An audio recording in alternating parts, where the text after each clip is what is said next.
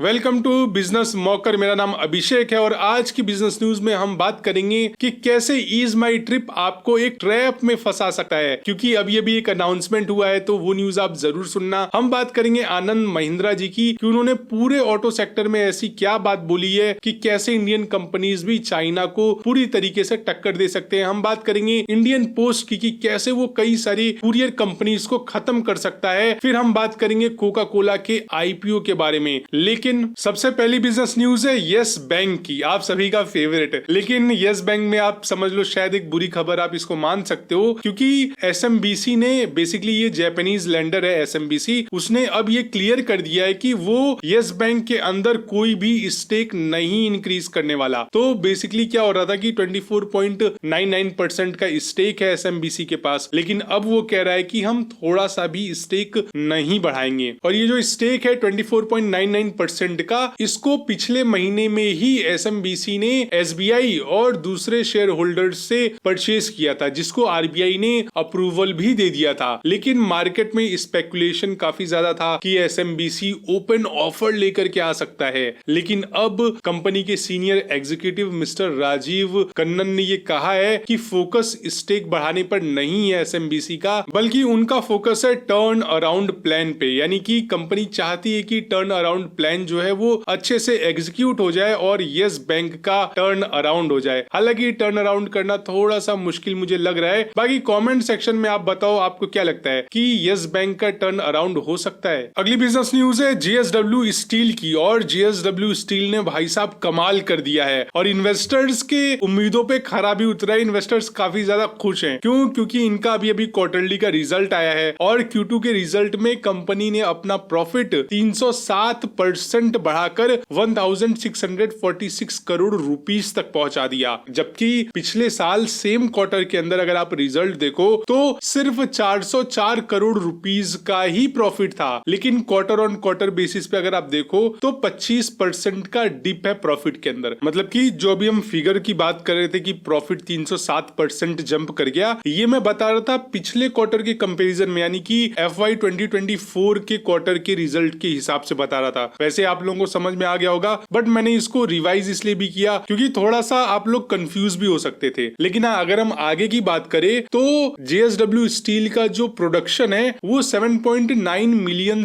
Ton तक पहुंच गया है। यानी कि आप समझ लो जेएसडब्ल्यू स्टील पूरे अपने पीक पर चल रही है। अगर आप और फाइनेंशियल्स की तरफ ध्यान दो तो रेवेन्यू भी 14% बढ़कर 45,152 करोड़ रुपीस तक चला गया और इंडिया ऑपरेशंस ने भी सबसे ज्यादा कंट्रीब्यूट किया है। वहीं पे इबिडा मार्जिन 18% के ऊपर, और कंपनी ने तो ये भी अनाउंस किया है कि FY 26 में 20,000 करोड़ का कैपिटल स्पेंड होने वाला है। अगली बिजनेस न्यूज है ऑटो सेक्टर से, और आप सभी के फेवरेट आनंद महिंद्रा जी ने एक बहुत ही बोल्ड स्टेटमेंट दिया है। उन्होंने बोला है कि इंडिया चाइना को हेड टू हेड टक्कर दे सकता है, यानी कि चाइना को पूरी तरीके से चैलेंज कर सकता है सिर्फ एक कंडीशन पर। यानी कि एक कंडीशन अगर इंडिया फॉलो कर ले तो फिर हम भी चाइना को चैलेंज कर सकते हैं, और वो कंडीशन थी R&D पर। आनंद महिंद्रा ने बोला है कि इंडिया को R&D पर फोकस करना होगा। साथ ही साथ महिंद्रा जी ने ये भी बोला है कि अगर हम ऐसे इनोवेशन करें, ये R&D पे ज्यादा फोकस करें, ज्यादा पैसे लगाएं, तो फिर मार्केट भी अच्छी डेवलप होती है। मतलब इंडियन जो डोमेस्टिक मार्केट है, क्योंकि जब एक कंपनी R&D पे बहुत ज्यादा पैसा खर्चा करेगी तो कंपटीशन भी अच्छा खासा पैसा खर्च करेगा। तो ये सारी बात रही, और उन्होंने ये भी बोला कि अगर हम टॉप इंजीनियर टैलेंट्स को अट्रैक्ट करें और रिटेन कर पाए तो चाइना को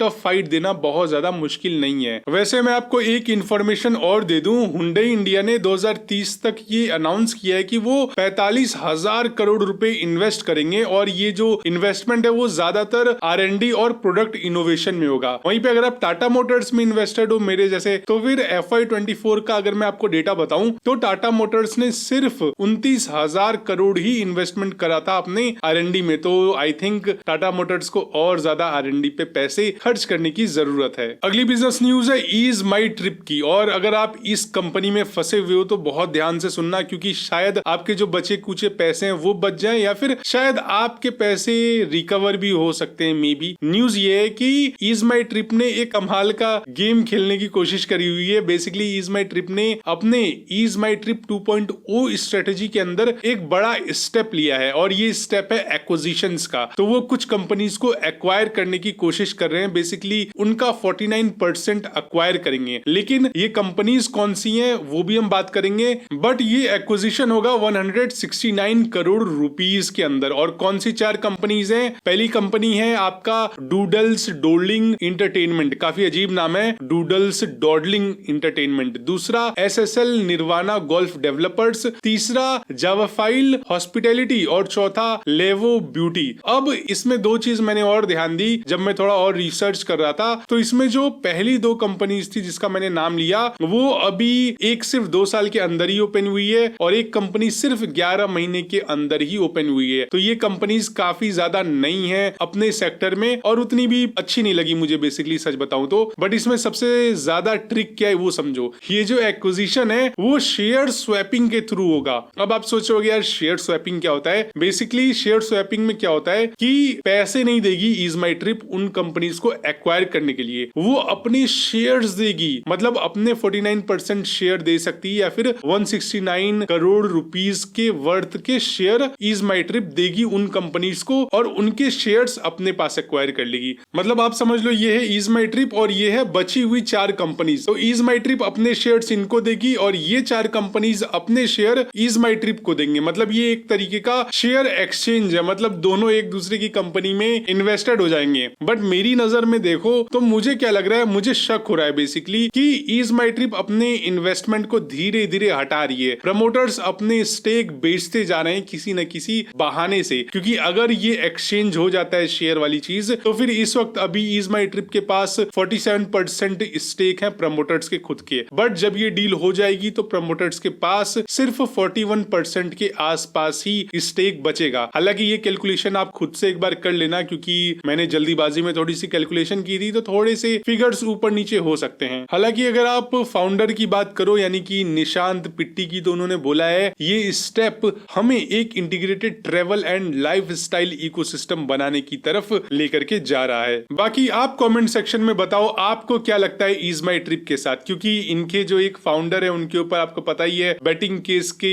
एलिगेशंस लगे हुए हैं और जांच भी चल रही है। और एक चीज आप ध्यान रखो कि ये जो शेयर्स है ना ये बहुत ज्यादा वॉलेटाइल होते हैं, तो ये सिर्फ एक न्यूज थी, आप इसको न्यूज की तरह लेना, कोई भी बाइंग सेलिंग रिकमेंडेशन नहीं थी। आप अपने एडवाइजर से सलाह लेकर के ही किसी भी कंपनी में इन्वेस्टमेंट करें। बाकी कमेंट सेक्शन में बताएं आपको ये वाली न्यूज, ये जो एनालिसिस है, क्योंकि मैंने इसमें थोड़ा सा इन डेप्थ जा करके ये एनालिसिस करी, तो कमेंट सेक्शन में अपनी राय जरूर लिखें। और हाँ, वीडियो को यार प्लीज लाइक कर दो आप, और अगर आप चाहते हो आपको डेली ऐसी ही बिजनेस न्यूज मिलती रहे जहां पे हम डेप्थ में टॉपिक्स को टच करें, तो हमें भी आप टच करो, यानी कि सब्सक्राइब बटन पे आप टच करो और बेल आइकन पे भी जरूर हिट कर दो। अगली बिजनेस न्यूज है पेटीएम की, और पेटीएम में जरूर कुछ नया चल रहा है, शायद पेटीएम ग्रो कर सकता है, क्योंकि अभी अभी विजय शंकर शर्मा यूनियन मिनिस्टर पीयूष गोयल के साथ मिले और उन्होंने अपना एआई साउंड बॉक्स भी उनको दिखाया। और ये एआई साउंड बॉक्स पे हमने पहले ही न्यूज कवर किया था। हालांकि इस बार जो मिनिस्टर से मीटिंग हुई है उसमें विजय शंकर जी ने बोला है कि